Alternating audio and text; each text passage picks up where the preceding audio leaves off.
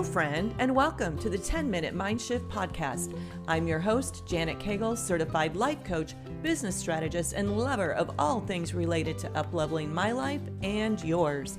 My goal is to help you experience a mind shift that gets you one step closer to your goals, whatever they are. My goal is not to keep you wrapped up in self-help all day, just 10 minutes. And who doesn't have 10 minutes, right? Welcome back to the podcast, my friend. This is episode 25, and today we are talking more about scarcity thoughts to stop thinking in order to create a life of abundance and balance. Shout out to all of my students who are doing the work and creating their own life by design. So proud of you. Today is a rainy Sunday morning here in Florida, so I'm doing laundry, cleaning the house, all the things. You may even hear the spin cycle and some of the thunder boomers. That's just life at our house today. Let's jump right into today's topic. Ready? We all experience a scarcity mindset at one time or another in some area of our life. Almost everyone can relate to time crunches and being short of cash on hand. Even companionship and food can bring up a scarcity mind thought or two.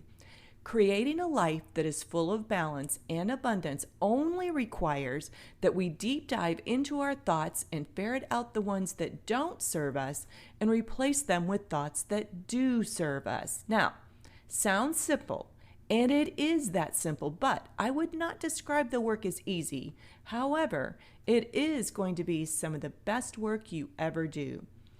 As humans, we don't challenge our thoughts enough. We accept them for the truth, and then we just learn to live with the emotions that our thoughts create.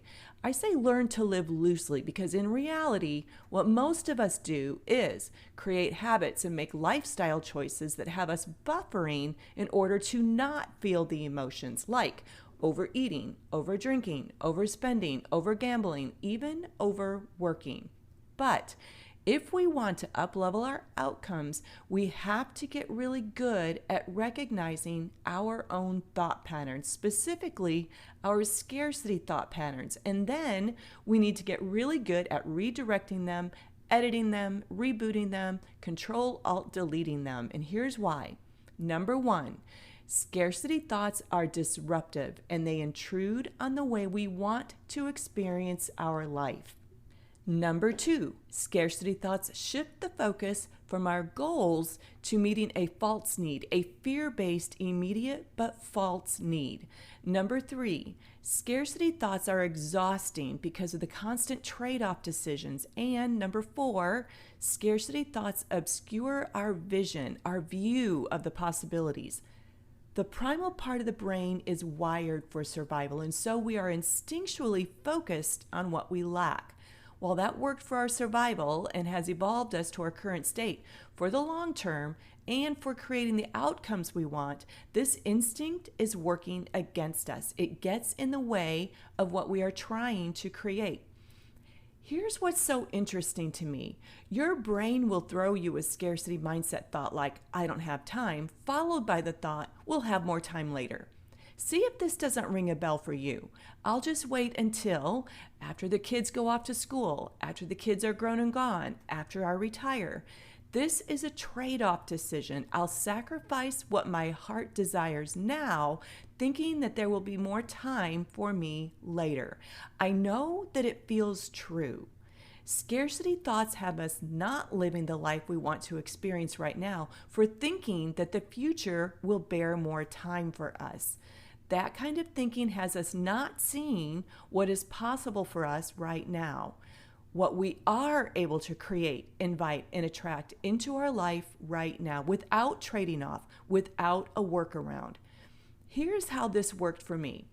I used to think that when I went to a horse show that I could either go for the score and get the blue ribbon or I could go and have fun, but for sure, not both. I used to think that I could focus on having an amazing career or a husband, but I wouldn't have time for both. In an argument, I was either right or wrong. Who wants to be wrong? So of course I was always right, and they were always wrong. My immediate judgment of people was that they were either good or bad, right or wrong, pretty cool, or a nerd. Do you see how limiting those thoughts are and how narrow of a view into the world those thoughts create? You can see how they could limit the opportunities to see multiple sides of an issue and limit the variety of experiences and people that life has to offer. But here is what I learned. Did you know that you can be scared out of your mind and also courageously move forward? You can be sad about something in your life and also feel great joy about something else.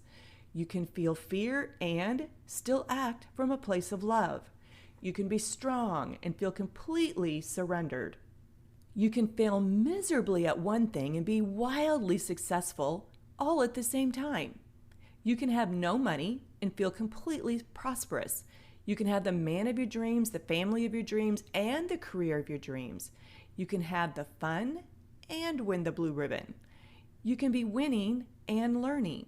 You can be right about some things and wrong about other things. You can do whatever your heart desires right now and have time with the family. You can have the business and work and earn an income. You can go back to school, get the degree, get the promotion, and not have to give up anything that you want to fit in your life. When you think in terms of possibilities, all of them, then your brain goes to work to figure it out. But it starts with you deciding what you want. What do you want to create, invite, attract, and accomplish in your life? Think about that right now. What is that knowing at your soul, that dream that you never should have let go of? What is it? And now become very aware of what scarcity thoughts your brain throws you. You don't have time right now, but you will later. You can't afford it now, but pay off a couple of things and then see about it. You have too many things going on right now. Clear your plate and then you can.